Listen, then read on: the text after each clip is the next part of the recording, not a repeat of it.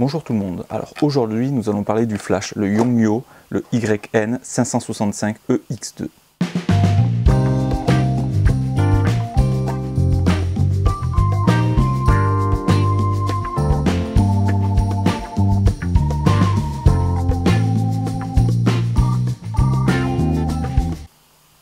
L'avantage de ce modèle-là, c'est qu'il a une tête rotative. Donc c'est-à-dire que vous pouvez aussi bien l'orienter à l'horizontale qu'à la verticale.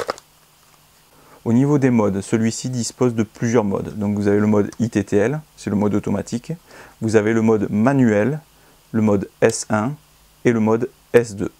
Et en plus, le mode multi. Alors, le flash Yongnuo YN565 est un flash type TTL.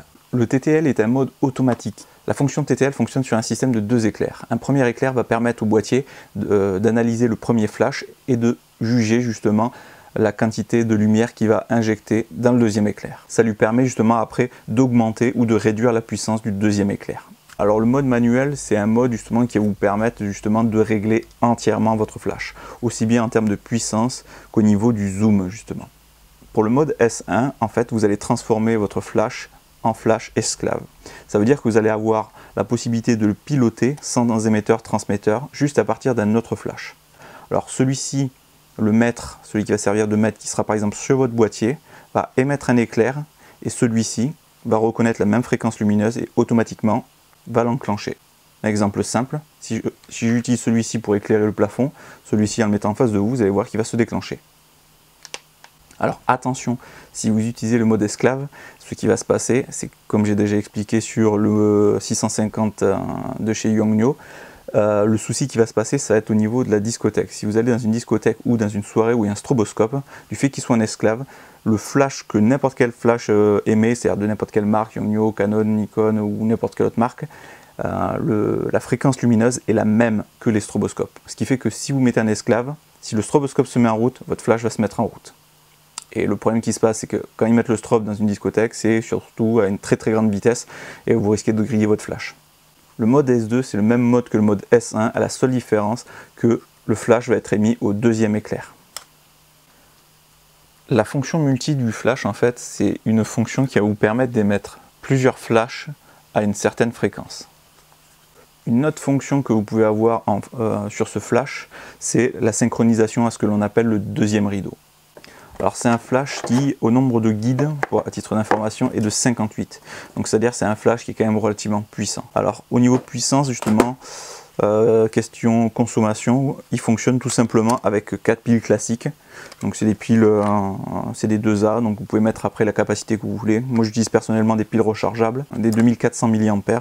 Donc sur le flash, vous avez 2 prises dessus, qui sont juste là sur le côté. Il y en a une qui sert à la synchro PC, et l'autre va servir pour justement brancher une batterie externe, pour réduire le temps de recyclage. Donc c'est un flash qui est ITTL, donc c'est-à-dire qu'il va s'adapter automatiquement à la vitesse. Alors au point de vue vitesse, justement, vous allez être limité par votre boîtier. Donc celui-ci va rester à la vitesse synchro de maximum 1/200. Au-delà, après, vous allez devoir partir sur un autre type de flash, ce que l'on appelle synchronisation à haute vitesse. C'est un flash que vous pouvez utiliser soit en mode esclave, ou justement si vous n'avez pas la possibilité, parce qu'il y a un stroboscope justement dans la soirée, ce que vous pouvez faire, c'est utiliser justement des petits transmetteurs radio comme ça. Donc là, pour celui-ci, c'est le RF603C.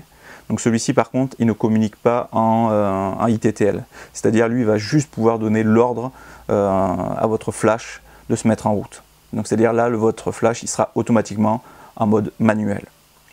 Ensuite, sinon, vous avez la possibilité d'acheter ce transmetteur-là, c'est le YN622C, qui celui-ci justement a la fonction ITTL. C'est-à-dire vous allez pouvoir mettre votre flash en déporté, commander à partir de votre boîtier le flash et choisir la puissance directement. Pour les personnes qui ne possèdent pas de flash, moi je vais vous recommander celui-ci, car si vous faites le test, ou si vous regardez la petite vidéo que j'avais tournée sur le 560 est entièrement manuel. C'est-à-dire ça va être très compliqué à gérer au départ, surtout si vous débutez. Tandis que celui-ci a une fonction automatique, en plus du mode manuel et des modes esclaves et mode stroboscopique. Donc l'avantage qu'il y a, c'est que c'est automatique, donc ça vous permet justement d'arriver sur une scène, de pouvoir prendre votre photo, sans passer des heures sur les réglages, etc. C'est un flash qui coûte environ 70 € à peu près sur Amazon.